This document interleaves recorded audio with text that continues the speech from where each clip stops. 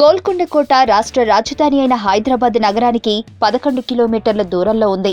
ఈ ప్రాంతాన్ని క్రీస్తు శకం 1083 నుండి 1323 వరకు కాకతీయులు పరిపాలించారు. గోల్కొండ అసలు పేరు కొల్లకొండ. దీనికి ఈ పేరు రావడానికి చిన్న కథ ఉంది.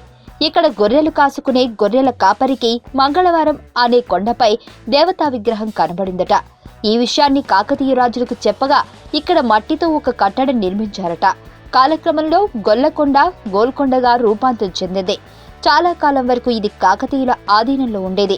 అయితే యుద్ధ సమయంలో సంధిలో భాగంగా 1371లో గోల్కొండ కోట అజీం హుమయూన్ వశమయ్యింది.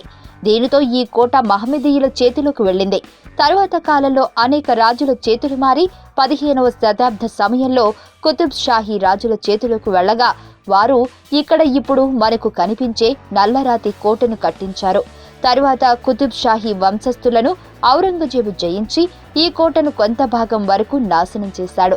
దీనితో ఇక్కడ పాలన కాలగర్భంలో కలిసిపోయింది. ఈ కోట ప్రస్తుతం ఎంతో చరిత్రను తనలో ఇడుమడింపజేసుకుని భావితరాలకు సజీవ సాక్ష్యంగా నిలుస్తుంది. ఈ కోటను 120 మీటర్లు ఎత్తు కలిగిన నల్లరాతి కొండపై నిర్మించారు. గోల్కొండను శత్రువుల నుండి రక్షించుటకు దీని చుట్టూ పెద్ద బురుజును నిర్మించారు. ఇది 87 అర్ధచంద్రాకార బుర్జులతో 10 కిలోమీటర్లు కోట చుట్టూ కట్టబడింది. ఈ కోటలో 4 ప్రధాన సింహద్వారాలు, అనేక రాజమందిరాలు, దేవాలయాలు, మసీదులు కలవు. కోటలోనికి శత్రువులు ప్రవేశించినప్పుడు పైవారికి సమాచారం చేరవేయుటకు ధ్వని శాస్త్రము ఆధారంగా అద్భుతంగా నిర్మించారు. ఇక్కడ నుండి చప్పట్లు కొడితే కిలోమీటర్ దూరంలోని కోట లోపల ఉండే బాలనిస్తారు వద్ద ఈ శబ్దం చాలా చక్కగా వినబడుతుంది. ఇక్కడి నుండి కోటలోని చేరుకోవడానికి 380 రాతిమెట్లు కలవు. కోటలోనికి వీటిని అప్పటిలోని ప్రత్యేక విధానం ద్వారా పైకి చేరవేసేవారట. ఈ కోటలో నుండి నగరంలో ఉన్న చార్మినార్కు గుర్రం పోయేంత సొరంగ మార్గం ఉందని ప్రచారంలో ఉంది. ఈ కోటలో కాకతీయులచే నిర్మించబడిన ప్రాచీన దేవాలయాలు కలవు. వీటిని పాతకాలం నాటి గండశిలతో నిర్మించారు. అంతేకాకుండా ఈ కోటలోనే శ్రీరామదాసుగా పిలువబడే కంచర్ల గోపన్నకు భద్రాచలంలో రామాలయం నిర్మించినందుకు తానిష కారాగారంలో బంధించాడు.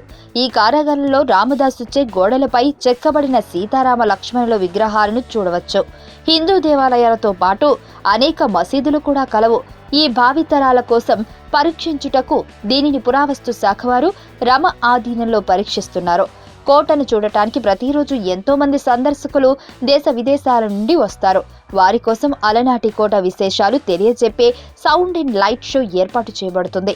దీనిని తెలుగు, హిందీ, ఇంగ్లీషు భాషల్లో ప్రదర్శిస్తున్నారు. ఇది నవంబర్ నుండి ఫిబ్రవరి వరకు సాయంత్రం 6:30 మొదలవుతుంది. మార్చి నుండి అక్టోబర్ వరకు 7 గంటలకు స్టార్ట్ అవుతుంది. ఈ షో మొత్తం 55 నిమిషాలు ఉంటుంది. ఇంగ్లీష్లో బుధవారం మరియు ఆదివారం, హిందీలో గురువారం, శుక్రవారం మరియు శనివారం, తెలుగులో మంగళవారం, సోమవారం ప్రదర్శనకు సెలవు. ఎలా చేరుకోవాలి? గోల్కొండ కోట హైదరాబాద్ నగరానికి 11 కిలోమీటర్ల దూరంలో ఉంది. సిటీ నుండి చాలా బస్సులు కలవు. ఇవే కాక లోకల్ ట్రాన్స్పోర్ట్లైన ఆటోలు, టాక్సీ సౌకర్యం కూడా కలదు. మీకు తెలియని మరిన్ని రహస్యాలను తెలుసుకోవాలనుకుంటున్నారా? అయితే సబ్స్క్రైబ్ చేయండి రహస్యవాణి.